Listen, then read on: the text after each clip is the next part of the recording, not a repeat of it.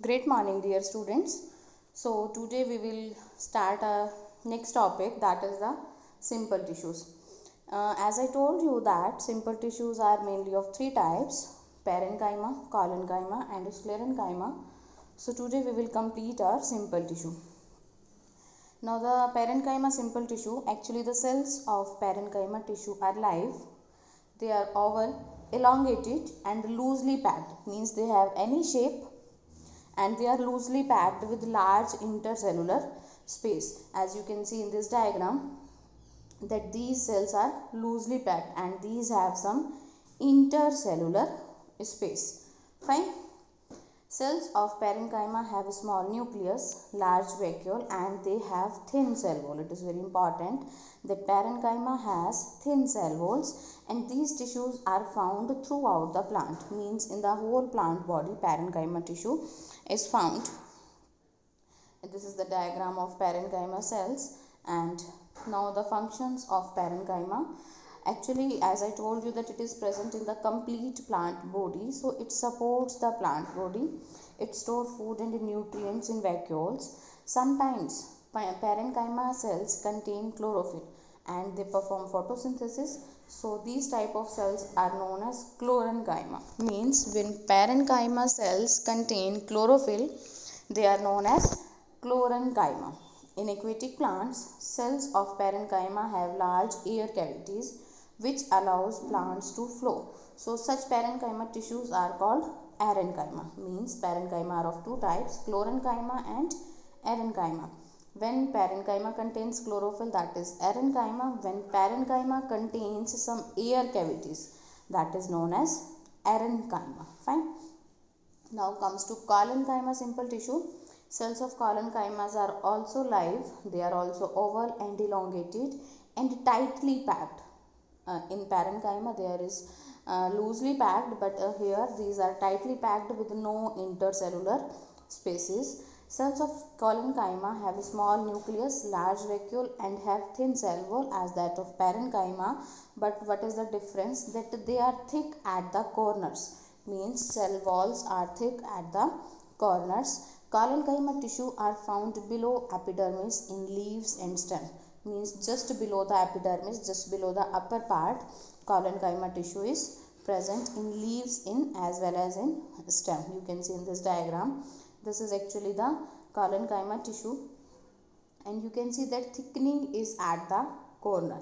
Thickening is at the corner and the remaining portions are thin. Fine. So this is about the collenchyma tissue. Now the functions of collenchyma tissue. Actually, collenchyma tissue provide mechanical support to plant, and it also provides flexibility of plants so that they can bend without breaking. As you had seen in plants, that when we pull a branch downwards, so there will be bending without the breaking. That is due to the collenchyma tissue present in plants. Okay, now next one is sclerenchyma simple tissue. Sclerenchyma tissue, cells of sclerenchyma are dead. This is important, that parenchyma and collenchyma are live, whereas sclerenchyma are dead. In sclerenchyma is thick and hard. Means the cell wall is very hard. Lignin is a chemical substance which actually hardens the cell wall. The hardening of cell wall is actually due to the presence of lignin. These types of tissue are found around vascular bundles, veins of leaves, in hard covering of seeds and nuts. For example, sclerenchyma tissue are also found in coconut husk. Fine.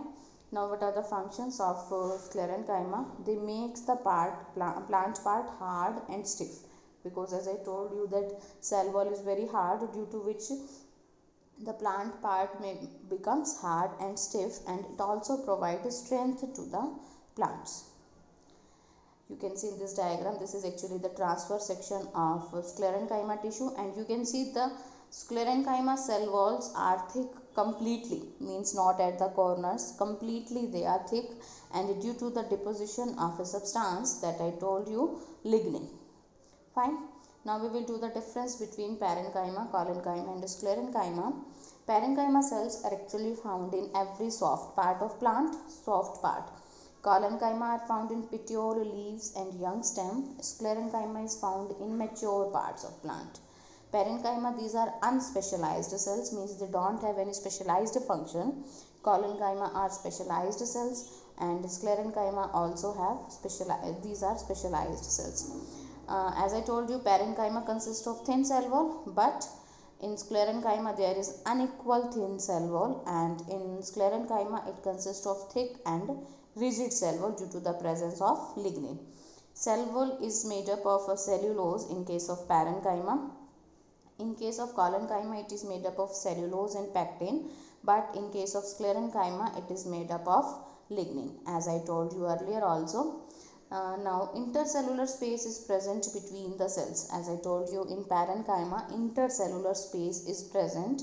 No or little intercellular space is present between cells in collenchyma, and no intercellular space is present between cells of sclerenchyma. Parenchyma consists of living cells at maturity. Collenchyma also living cells at maturity, but sclerenchyma cells are dead. Functions of parenchyma: photosynthesis, storage of food, gas exchange, and floating of aqueous plants. As I told you about parenchyma, so due to that cells, plants can float in water. In case of collenchyma, they provide mechanical strength, mechanical support to plant, resisting bending and stretching by the wind. These are the major functions. And in case of sclerenchyma, they provide mechanical support to plant, protection and transportation of water and mineral. These are the major functions of sclerenchyma. Now we will do one more tissue, that is epidermis, simple tissue. Epidermis, actually this is the outer layer. Epidermis tissue covers the entire body of plant. Cells of epidermis are similar in structure to parenchyma, means these are the structures like parenchyma, but they are tightly packed. As parenchyma are loosely packed, but these cells are tightly packed. They protect the plant from injury, germs and water loss, and they have generally one layer thick. You can see in this diagram, this outer layer, this one is actually the epidermis, upper epidermis. Fine, this is made up of mainly this is made up of single layer, and the cells are tightly packed without intercellular space. Now what are stomata? Stomata are the small openings on epidermal layer of leaf and soft part of the stem also. A stomata is actually composed of two guard cells. As you know very well, stomata is composed of two guard cells which regulate the opening and closing of stomata. Stomata present in epidermis allow exchange and transfer in plants, means the functions of stomata are exchange of gases and transpiration. In desert plants, epidermis and cutin. This is cutin is actually a waterproof waxy substance which is secreted by epidermis, are thicker, so that water loss is further reduced, so that there will be no so much loss of water in desert plants. So that's why cutin is present there. Next one, you can see stomata here. These are the guard cells and this is the opening. So this is the open stomata and this is the condition when stomata is closed.